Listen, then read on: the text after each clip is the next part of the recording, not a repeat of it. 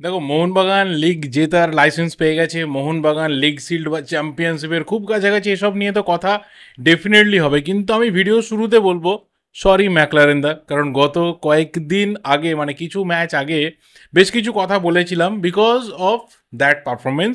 But এই প্লেয়ারটা যত আস্তে আস্তে দিন এগিয়ে যাচ্ছে তত প্রুভ করছে যেটি কতটা ইম্পর্টেন্ট এই মুহূর্তে ম্যাকলারেন। দেখো, ইন জেনারেল যারা বড় স্ট্রাইকার হয় তারা অনেক সময় কী হবে, যে কোনো বড় প্লেয়ার যারা হয় তারা সবসময় যে একজন ফুটবল দর্শকের যে এক্সপেকটেশন রয়েছে সেই অনুযায়ী পারফরমেন্স করবে এরকমটা হয় না।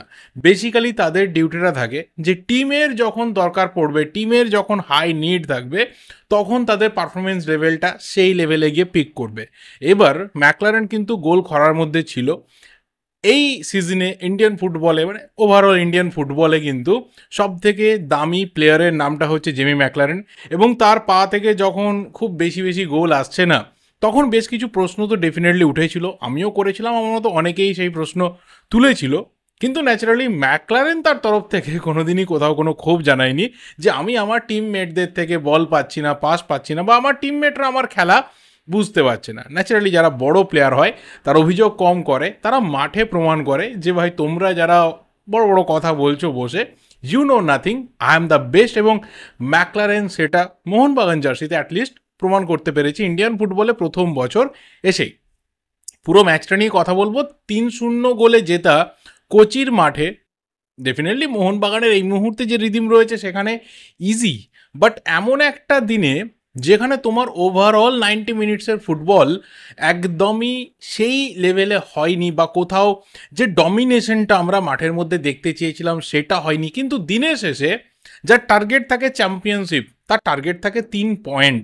মাঠের মধ্যে কত বেশি বল পজিশন আমার রইলো, কটা পাস আমি খেললাম, কত বেশি ডেঞ্জারাস অ্যাটাক আমি তুললাম, কতগুলো শটস আমি নিলাম, তার থেকেও বড় কথা আমার কনভার্সন রেট কি থাকলো, এবং অবশ্যই অপোনেন্ট যে অ্যাটাকগুলো করছে সেটা আমার ডিফেন্ডাররা কত ভালোভাবে সামলাতে পারলো। এবং আলটিমেট আমি এই ম্যাচটা থেকে গোল না খেয়ে কলকাতা ফিরে আসতে পারছি। এই স্ট্র্যাটেজি যখন একটা টিমের থাকে, সেই টিম ডেফিনেটলি চ্যাম্পিয়নশিপের দরজায় গিয়ে কড়া নাড়ে। আর একটা মাত্র ম্যাচ, 3টে মাত্র পয়েন্ট, এবং সেখানে কিন্তু দরজাটা মোহনবাগানের জন্য খুলে যাবে, এবং সেই খোলা দরজার সামনে মোহনবাগান প্লেয়াররা দেখতে পাবে লিগ শিল্ড বসে রয়েছে ব্যাক টু ব্যাক সিজনে। অবশ্যই এবার আসা যাক 90 মিনিটের খেলাটা নিয়ে। দেখো, 90 মিনিটকে যদি আজকে জাজ করা হয় তাহলে দুটো হাফে দেখলে দেখা যাবে যে কেরালা ব্লাস্টার্সের প্লেয়ারদের পায়ে বল বেশি ছিল, তারা অনেক বেশি কোথাও কোয়ালিটি ফুটবল খেলার চেষ্টা করছিল, প্রেসার দেওয়ার চেষ্টা করছিল, এই বুঝি গোল হয়ে যায়, এই বুঝি একটা ডেঞ্জারাস অ্যাটাক তুলছে, এরকম সিচুয়েশন হচ্ছিল। ইভেন আমি ফার্স্ট হাফের কথা বলবো, ম্যাকলারেনের গোলটা না হওয়ার আগে অবধি যেভাবে কেরালা ফুটবল খেলছিল, রাদার বলা ভালো যেভাবে মোহনবাগানের প্লেয়াররা বল লুজ করছিল, কন্ট্রোল লুজ করছিল, মিস পাস হচ্ছিল, এবং অবশ্যই আনফোর্সড এরার হচ্ছিল, সেখানে অনেকবার মনে হয়েছে এই বুঝি কেরালার প্লেয়াররা কেউ একটা গোল দিয়ে চলে গেল। এর মধ্যে তো একটা ঘটনা ঘটেছে, একদম ক্লোজ রেঞ্জ থেকে কিন্তু ভিসাল কাইতে একটা অসাধারণ সেভ করেছে, ঠিক তার পরের মুহূর্তে ম্যাকলারেনের গোলটা যে জায়গা থেকে দেখো ম্যাকলারেন ফিনিশ করেছে। অনেকে হয়তো বলবে কেরালার ডিফেন্সে অনেক বেশি স্লো ছিল, গোলকিপার খুব একটা অ্যাক্টিভ ছিল না, ঠিক আছে, বাট স্টিল হয়তো ম্যাকলারেনের ওখানে দোষ ছিল। ম্যাকলারেনের তো ফার্স্ট টাচে গোলটা করতে পারতো, ফার্স্ট টাচে ফিনিশ করতে পারতো, সেটাও তো হয়নি। তো দোষ তো ভাই দুপক্ষের রয়েছে, এবং সেখানে যে আলটিমেট ফাইনাল বাজিটা মারবে সেই তো কোথাও সিকান্দার হয়েছে, এবং সেটা ম্যাকলারেন হতে পেরেছে অন্তত পক্ষে প্রথম গোলটার ক্ষেত্রে। কিন্তু এই গোলটার পেছনে আমার মনে হয় সব থেকে বেশি যাকে ক্রেডিট দিতে হবে, he is none other than Liston Colaco.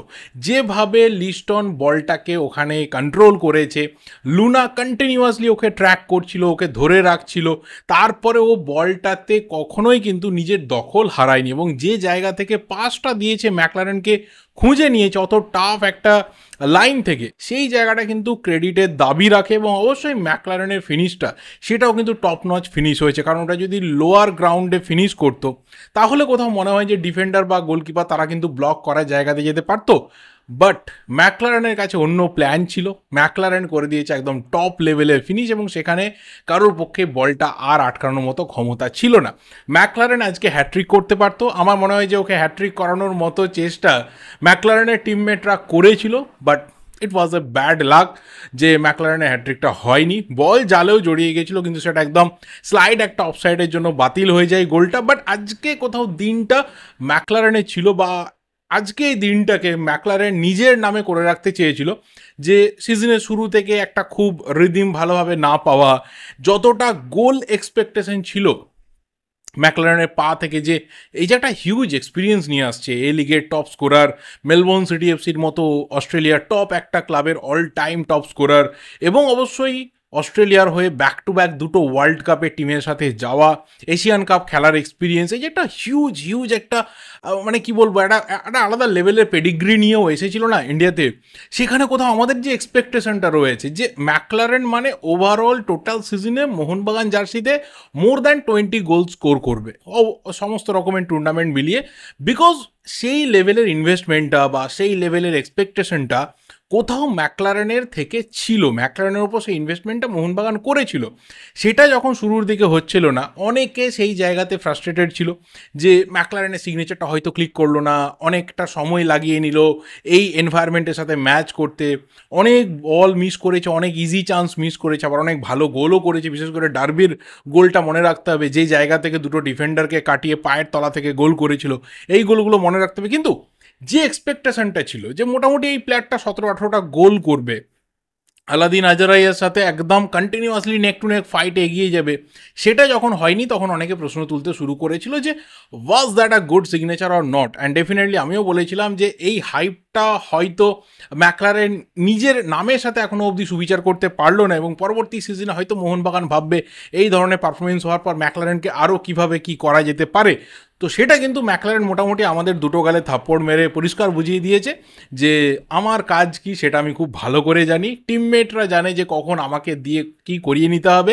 এবং এখানে আরও একটা জিনিস স্পেশালি আমি বলবো যে কোচের একটা ভরসা, কোচ কিন্তু কন্টিনিউয়াসলি ও গোল না পেলেও সেইভাবে ভালো পারফরমেন্স প্রত্যেকটা ম্যাচে না করতে পারলেও কিছু ম্যাচে ডেফিনেটলি নিজের দায়িত্বে ম্যাচ জিতিয়েছে, কিন্তু ম্যাক্সিমাম ম্যাচে ম্যাকলারেন এই যে নামটা, এই নামের সাথে কিন্তু ওর পারফরমেন্সের যে রেটিং সেটা যায়নি। বাট স্টিল হোসে মলিনা কিন্তু ওর ওপরে 1%ও ভরসা হারায়নি। যতটা ম্যাক্সিমাম লেভেলে ওকে গেম টাইম দেওয়া যায় সেটা কিন্তু হোসে মলিনা দিয়েছেন, এবং সেই রেজাল্টটা আজকে কোথাও মোহনবাগান পাচ্ছে। দেখো আজকের ম্যাচ থেকে 3 পয়েন্ট এটা কিন্তু ডেফিনেটলি দরকার ছিল। দুটো জিনিস আজকে মোহনবাগানের ক্ষেত্রে হয়েছে। নাম্বার 1 সেটা হচ্ছে 3 পয়েন্ট নিয়ে তো মোহনবাগান ফিরেছে, 3টে গোল করেছে, এবং অবশ্যই ক্লিন শিট, অর্থাৎ স্ট্যাটিস্টিক্সের ওয়েতে কিন্তু মোহনবাগান একদম পারফেক্ট ওয়েতে আজকের ম্যাচটা শেষ করেছে। এবং সেকেন্ড জিনিসটা হচ্ছে যে কোথাও একটা মোরাল বুস্ট পাওয়া। দেখো প্লেয়াররাও খুব ভালো করে জানে যে এভরি ডে সেম লেভেলে যাবে না, 10 দিনের একটা গ্যাপ ছিল, এবং অবশ্যই অনেকের ফিটনেসের প্রবলেম আছে, কাউকে স্লো লাগছে, এবং একটা প্রবলেম হয় যে এতটা লম্বা গ্যাপের পর একটা ম্যাচ খেলতে না, বা সেটা কোথাও এগেনস্টে যাচ্ছিল মানে অলমোস্ট কিছু কিছু ক্ষেত্রে আমি বলবো যে দেখে মনে হচ্ছিল যে প্লেয়াররা কিছু কিছু সময় দাঁড়িয়ে যাচ্ছিল, এটা হয় অনেক সময়। তো তার এগেনস্টে গিয়েও এই যে একটা সিচুয়েশন, তার এগেনস্টে গিয়েও 3 পয়েন্ট নিয়ে আসা, 3 গোল করা, গোল না খাওয়া, এটা একটা হিউজ মোরাল বুস্ট দেবে ওড়িশা ম্যাচটাতে নামার আগে। যে ম্যাচটা থেকে 3 পয়েন্ট পেয়ে গেলে কিন্তু মোহনবাগান অফিসিয়ালি চ্যাম্পিয়ন হয়ে যাবে। সেখানে লাস্ট যে দুটো ম্যাচ থাকবে মুম্বাই আর গোয়া, সেই দুটো ম্যাচ হয়ে দাঁড়াবে নিয়ম রক্ষার ম্যাচ, অর্থাৎ যদি রিজার্ভ বেঞ্চ থেকে ইউথ টিম থেকে প্লেয়ার নিয়ে এসে মোহনবাগান খেলায় তাতেও কারোর কিছু মানে যাবে আসবে না, বাকি প্লেয়াররা রিল্যাক্স করতে পারে, বাকি প্লেয়ারদের ছুটি দিতে পারে, এরকম একটা অবস্থা মোহনবাগানে ক্রিয়েট হয়ে যেতে পারে, যেটা কিন্তু লাস্ট কয়েকটা সিজনে হয়নি। প্রায় একদম শেষ মুহূর্তে এসে আমরা দেখেছি যে ফাইনালি যারা চ্যাম্পিয়ন হবে সেই টিমটা ডিসাইড হচ্ছে যে ফাইনালি কোন পজিশন, মানে কে কোথায় শেষ করবে, কত পয়েন্টে শেষ করবে। এবং একটু যদি আমরা পেছনের দিকে চলে যাই, অন্ততপক্ষে 2 মাস 3 মাস 4 মাস পেছনের দিকে, বা লিগ যখন শুরু হচ্ছে, তখনও আমি একটা কথা বারবার বলেছিলাম, জানি না কতজনের মনে রয়েছে বা কি, যে এই সিজনে চ্যাম্পিয়ন যেই হোক না কেন, শুরুর দিকে মনে হয়েছিল মোহনবাগান বেঙ্গালুরু ফাইটে থাকতে চলেছে, চ্যাম্পিয়ন যেই হোক না কেন, বা অন্ততপক্ষে টপ দুটো টিম তারা কিন্তু 50+ পয়েন্টে গিয়ে শেষ করার মতো জায়গাতে পৌঁছবে। আজকে মোহনবাগানের অবস্থা দেখো, they are in the 49 points, it's huge, এখনও 3টে ম্যাচ হাতে রয়েছে।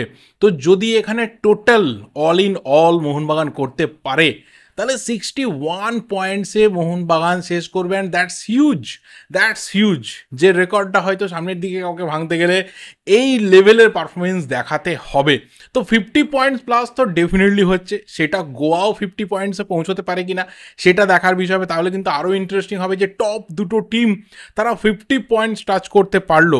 এটা কিন্তু খুব একটা আমাদের ইন্ডিয়ান ফুটবলে রিসেন্ট টাইমসে দেখা যায়নি। অবশ্যই টিমের সংখ্যা কমেছে, এটা একটা ফ্যাক্টর, বাট যখন টিমের সংখ্যা বেশি ছিল আই লিগে তখনও কিন্তু খুব রেয়ার দেখা যেত যে প্রথম দুটো টিম তারা 50+ পয়েন্টে নেক টু নেকে ফিনিশ করলো। এই ক্ষেত্রে নেক টু নেক ফিনিশ হওয়ার খুব একটা চান্স নেই, মোহনবাগান যদি সমস্ত ম্যাচগুলো জিতে থাকে বা 3টে ম্যাচের মধ্যে যদি 2টো ম্যাচও জিতে যায় তাহলেও কিন্তু একটা হিউজ গ্যাপে শেষ করবে।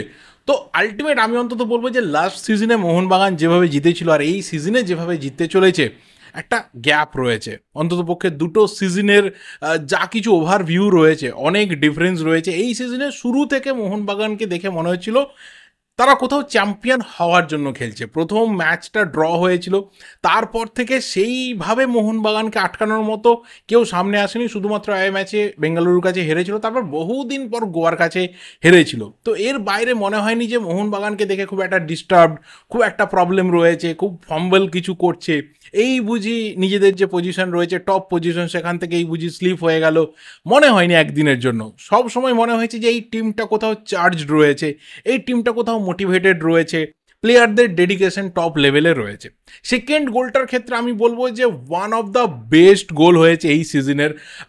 যদি অন্ততপক্ষে সিজন শেষে টপ 5 টপ 6 গোলের একটা লিস্ট বানানো হয় তো ডেফিনেটলি এই গোলটা থাকবে।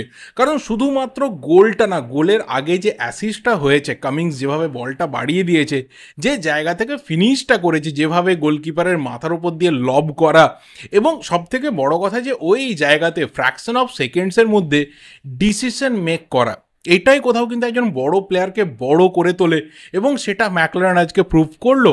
আর থার্ড গোলটা আমি বলবো যে আলবার্তো রড্রিগেজ ডিফেন্ডার হিসেবে যা গোল করে ফেললো, বহু টিমের টপ লেভেলে স্ট্রাইকাররা, ওভার হাইপড স্ট্রাইকাররাও কিন্তু এত গোল করেনি। তো কেউ বলতেই পারে যে অন্য টিমের ডিফেন্ডাররা এত গোল করছে সেই কারণে আমার টিমের স্ট্রাইকাররা গোল করতে পারছে না। ঠিক আছে, চলো এগুলো চলতে থাকে এই জিনিস। বাট কোথাও আমার মনে হয় যে যেভাবে আলবার্তো রড্রিগেজ তার এই যে একটা ইনভলভমেন্ট একটা ডিফেন্ডার ফাইনালি গিয়ে প্রেসারটা রাখছে, ওই জায়গা থেকে সরে আসছে না, গোল করবো, এই যে একটা মেন্টালিটি, এটাই কোথাও কিন্তু একটা টিমের যে মেন্টালিটি রয়েছে সেটাকে চেঞ্জ করে দেয়। আর লাস্ট আমি যে জিনিসটা বলবো যে আজকে মোহনবাগান এই জায়গাতে কেন, সেটা নিয়ে বহু পয়েন্ট রেজ করা যাবে, অনেক কিছু বিষয় নিয়ে কথা বলা যাবে, কিন্তু যেটা মেন ব্যাপার সেটা আমার মনে হয় যে কোথাও একটা উইনিং মেন্টালিটি এবং মাল্টিপল ম্যাচ উইনার। যখন তোমার টিমে এতগুলো ম্যাচ উইনার রয়েছে যে কোনো দিন যে কোনো প্লেয়ার যে কোনো মুহূর্তে আমার ম্যাচটা বের করে দিতে পারে, তখন কোথাও রিল্যাক্স মোডে কিন্তু মোহনবাগান জনতা থাকে। আর সবথেকে বড় কথা যে যারা এই যে ডমিনেটিং ওয়েতে একটা লিগকে শেষ করে, লিগ শেষে দেখা যায় যে মাল্টিপল স্কোরার রয়েছে, মাল্টিপল পারফর্মার রয়েছে, বিভিন্ন দিনে বিভিন্ন প্লেয়ার তারা পারফরমেন্স করছে, কারোর মধ্যে কনসিস্টেন্সি লেভেলটা 100%, বাট বাকিদের ক্ষেত্রেও কিন্তু কনসিস্টেন্সি লেভেলটা 70-80%-এ রয়েছে। বিলো 40 বা বিলো 50% আমি অন্তত মোহনবাগানের কোনো প্লেয়ারের কনসিস্টেন্সি লেভেল দেখতে পাচ্ছি না যে বিলো 50% লেভেলে রয়েছে। মোর দ্যান 50 or 60% লেভেলে কিন্তু কনসিস্টেন্সি রয়েছে, এবং এটাই কোথাও প্রুভ করে যে একটা টিম শুধুমাত্র চ্যাম্পিয়ন হতে গেলে একটা হিউজ স্কোয়াড লাগে না, সেই স্কোয়াডটাকে ইউটিলাইজ করতে জানতে হয়, সেই স্কোয়াডটাকে প্রপার ওয়েতে ইউজ করতে জানতে হয়, একটা কোথাও মেথডকে প্রপার ওয়েতে চালাতে জানতে হয়। আদারওয়াইজ তুমি অভিযোগ করে, তুমি বিভিন্ন ইস্যু তুলে, তুমি বিভিন্ন রকমের প্রবলেম খাড়া করে সময় কাটাতে পারো, কিন্তু আলটিমেট চ্যাম্পিয়ন হয়তো হতে পারবে না। মোহনবাগান চ্যাম্পিয়নশিপের রাস্তাতে রয়েছে, অনেক টিমের এই জায়গা থেকে আমার বলবো যে দেখে শেখার রয়েছে। কটা টিম দেখে শিখবে বা কী নোট ডাউন করবে সিরিয়াসলি জানি না, বাট পরবর্তী সিজনে তাদের নোট ডাউন করার আগে কিন্তু মোহনবাগান আরও অনেক বেশি জিনিস নোট ডাউন করে দেবে এবং আরও অনেক শক্তিশালীভাবে কিন্তু নিজেদেরকে মাঠে নামিয়ে ফেলবে। তো আর 3 পয়েন্ট দরকার, একটা ম্যাচ। আমার মনে হয় যে ওড়িশা ম্যাচটাই এনাফ হয়ে যাবে মোহনবাগানের এই সিজনের চ্যাম্পিয়নশিপের ভাগ্য নির্ধারণ করে দেওয়ার জন্য। ওভারঅল ম্যাচটা তোমরা কিভাবে দেখলে অবশ্যই কমেন্ট করে জানিও। মনবীর সিং একটা হালকা নক পেয়েছে, হালকা একটা ইঞ্জুরি হয়েছে, খুব একটা কনসার্নিং ফ্যাক্টর হবে বলে মনে হচ্ছে না, কারণ এই ধরনের হালকা চোটাঘাত লাগতেই থাকে। তো আশা করা যায় যে কয়েকদিনের মধ্যে ফিট হয়ে যাবে।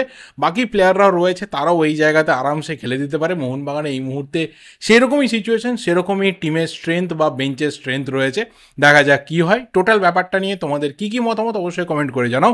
ভিডিওটা ভালো লাগলে লাইক করো, শেয়ার করো। দেখা হবে পরের ভিডিওতে। Till then subscribe the channel যদি নতুন হয়ে থাকো। Thank you, goodbye and good night.